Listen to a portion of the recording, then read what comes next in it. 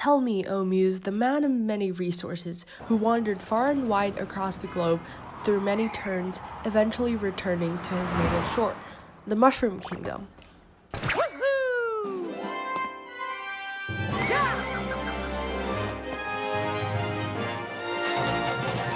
That was the first line of the Odyssey, but apparently not quite as how Homer has written it. Most of Odysseus' adventures were centered in the Mediterranean Sea, and his native shore is definitely not the Mushroom Kingdom. But this video seeks to draw attention to some similarities between the video game Super Mario Odyssey by Nintendo and Homer's The Odyssey, hopefully bringing some new insight into both worlds. Before we start, though now we experience Homer as being read off the page, epic poetry in ancient Greece is usually performed by Rhapsodes, meaning someone who stitches the poem together. The auditory nature of Homeric epics has a significant impact on how it is written, including its rhythm, etc. The original epic in the ancient Greek language is written in dactylic hexameter. The dactyl, where a stressed syllable is followed by two unstressed syllables, seems to mimic the sound of ocean waves that both aid and obstruct Odysseus' way to his home, Ithaca. Compared to the iamb that we are more familiar with, the dactyl can be perceived to be more continuous. Longer feet and longer lines lets the words flow in a consistent stream as the rhapsode unveils the tales of the hero to the audience. In daily language, the word Odyssey is now used to describe a grand and illustrious journey filled with dangers to overcome. Odysseus' homecoming, just like himself, is of many turns, polytropos, as the epic puts it. He treads on many coasts, yet only a few are hospitable. He has to fight enemies such as Polyphemus, but also has to be in control of his crew members in case they do something unwise. Mario does not need to take care of crew members, but he also has to traverse through lands that sometimes can be quite hostile. Free-falling from Bowser's airship and finding himself in the middle of nowhere, he has only his own resourcefulness to rely on while confronting various enemies and eventually face-to-face with Bowser. However, concluding that they are similar just because of the plot is insufficient. Many works nowadays base their plot on a journey, and this formula is not specific to the Odyssey, so we need something else. Odysseus himself also exhibits polytropos. In fact, this is one of the most important epithets attributed to Odysseus. Epithets are adjectives that are used with a character's name so often that it becomes a collocation, just as how bright-eyed is used to describe Athena, and also how super is paired with the name Mario.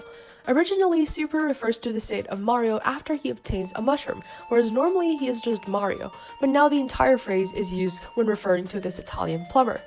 Not only do these defined traits make the characters more memorable for the audience, but it also makes it easier for the performer to recall.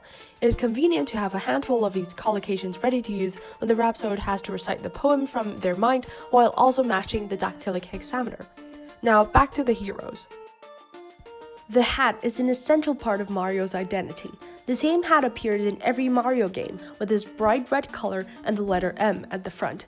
These hats also carry symbolic value, like how the letter W, M turned 180 degrees, is used to represent Wario, who also happens to be Mario's rival.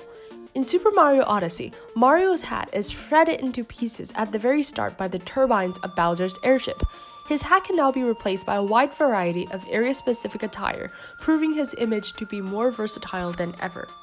Similarly, Odysseus can change his appearance in many ways. With Athena to his aid, he can look divine when he needs to make a good impression, like when confronting Nausicaa.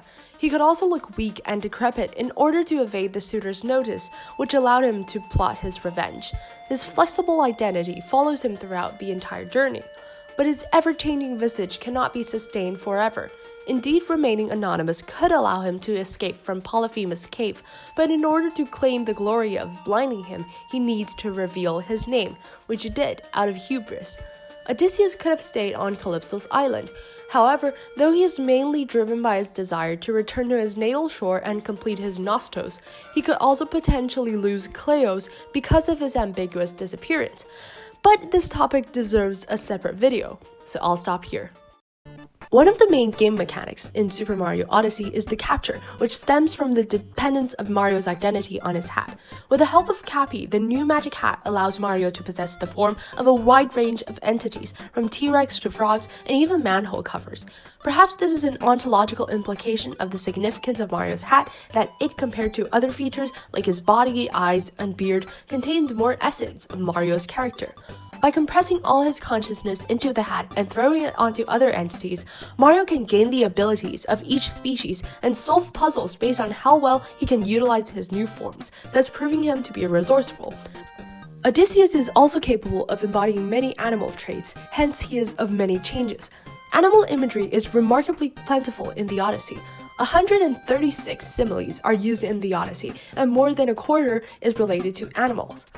For example, Odysseus looks like a weather-beaten lion, or like an octopus. He looks disgusting to Nausicaa, but a little later like a god.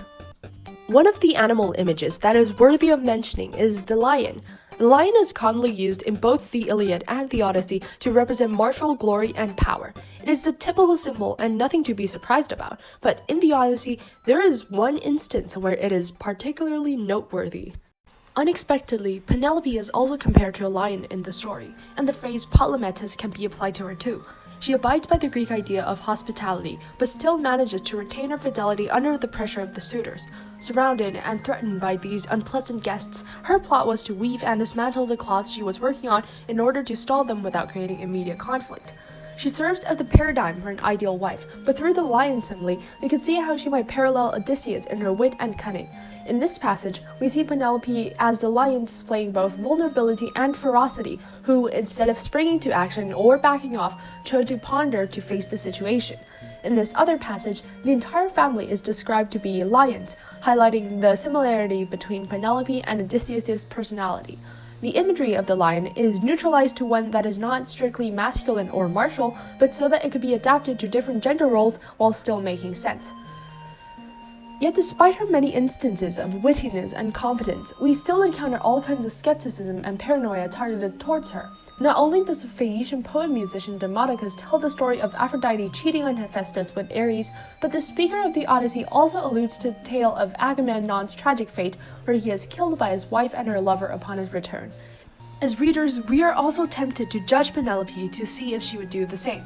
In Mario's Odyssey, Princess Peach similarly rejects the standards imposed upon her since the very start of the game. When Mario and Bowser compete for her approval, she chose neither. After the player meets her in her palace, she sets off on her own odyssey around the globe, and we can see her occasionally as we retrace our footsteps in the kingdoms. Perhaps in some ways this is a good ending for both Peach and Mario as they finally get to take a break from the endless cycle of saving the damsel in distress. Super Mario Odyssey may or may not have been inspired by Homer's Odyssey, but we'll never know for sure. Whether you're a dedicated classics enthusiast or a hardcore Nintendo gamer, I hope that you enjoyed this new perspective on the same familiar stories. And hopefully to all the gamers watching, you may be inspired to dive into this brilliant epic that still resonates with us after thousands of years, and through space-time, you may embark on a literary odyssey.